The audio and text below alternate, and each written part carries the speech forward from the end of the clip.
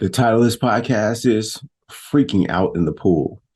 So, when I was 38, which was over a decade plus ago, I was learning how to swim. And for the first 6 to 9 months, the instructor that I had didn't, wanted me to just learn how to be comfortable in water without even doing a swim stroke. So, that's the way I started off. And as I started to, get more comfortable in the water, because I had a deep fear about being in the water. If you ever saw me by a pool back in those days, I was not one to walk next to the edge of the pool for fear of being pushed in or falling in, and then we would have a problem. So I had this deep fear of water, and I met the most compassionate person who helped me learn how to swim. So during this 6 to 9 months in which I was learning how to just be comfortable in the water, that was going really, really well. And I never missed a day. For that time, I went to the pool 6 days a week for a minimum of 30 minutes doing the drills that she gave me. And then one day she said, okay, let's try a swim stroke. And so I started doing that, started doing a swim stroke. But it would be on my back. I need to be comfortable not seeing where I was going in the water so that I would, in any situation, be okay. And especially when you're out somewhere like in open water and there's no lap lanes or anything like that to grab. So I came to the lesson one day. We normally met on a Tuesday, and she was wrapping up with another person. It was running long, and she told me to just go and jump into the water and go in and start swimming and doing your drills. No swim strokes yet. Just float on your back and just do kicking up and down the pool. And in the past, when I've done it, I've always done it in the shallow end where I could stand up. But in this particular case, those lanes were all taken. And so I was going to be courageous this day. And so I went down into the deeper end that was 7 feet, and I'm 6 feet tall. So I jump in and I'm backstroking down. So I'm laying back on my back like this. My hands are kind of on my lap and on my legs, and I'm just kicking all the way down. So I get down to one end and I'm fine. I get there, I'm like, whew, okay, I made it. And then so I turn to go back the other way, and I'm kicking and I'm kicking and I'm kicking. And I'm thinking that, I should be getting pretty close. I'm looking overhead and there's the flags, overhead, across the pool to show that I'm getting close to reaching the other end. And all I do is I reach back and I grab the end of the lane. So I start to grab the end of the lane, but I'm not noticing that my kick is slowing down. So I'm not moving as fast. And I'm like, where's that lap lane? And inside, I'm starting to get weird. I'm starting to become a mess inside. So literally, I start to freak out, and my breathing is getting elevated. I'm sinking underwater. My face is falling underwater. All these things are happening, and literally, when I finally, then I bring my feet down. I'm jumping, gasping for air. And maybe on the third jump, I gassed up. I gasped for air. I'm able to visually see how close I am to, touching the end of the pool. And I'm literally a foot away. And I'm freaking out like I'm in the ocean.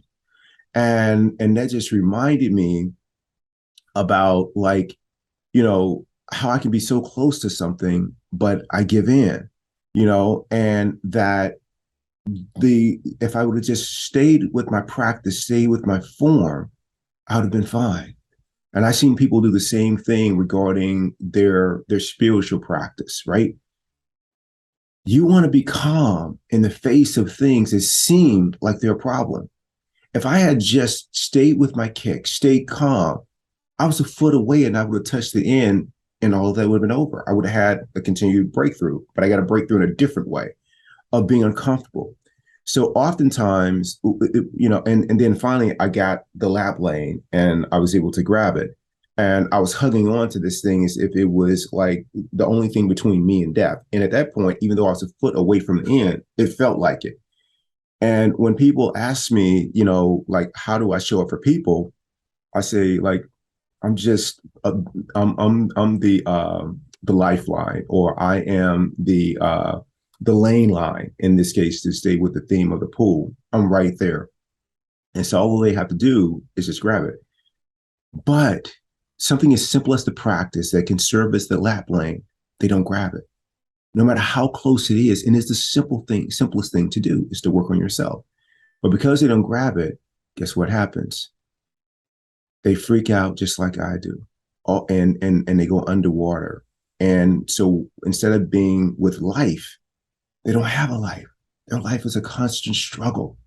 The moment that they go to sleep, they're taking those worries and those thoughts with them. They wake up and those worries, those thoughts, that obsessive thinking is on them.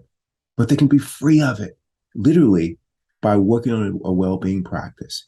And so that day, I could have completely stopped swimming, but I didn't. I said, I will not be stopped by my mind being uncomfortable in this kind of situation. I'm going to continue doing it. And the same thing happened with the practice. I wanted to experience inner peace more than I wanted to continue to experience suffering. And so I made a commitment that I am going to every day just keep doing kicking, and not like not crazy and desperately, but I'm just going to make it this practice that is part of my life that centers and roots me in the present moment so that I become aware of my thoughts and I can make different choices and not miss out on life, to live life with an open heart so that I don't freak out when things seem or my mind tells me they're a problem. People don't act the way that my mind thinks they should, or life unfolds in a different way than what my mind wanted it to be.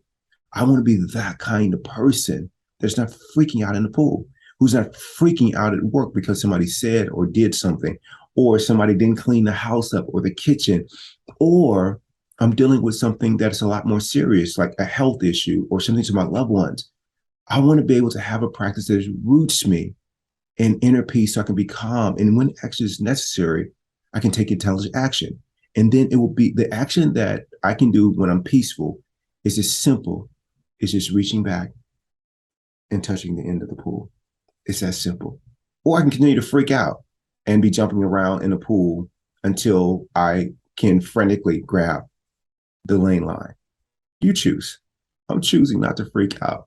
And the practice helps me do that.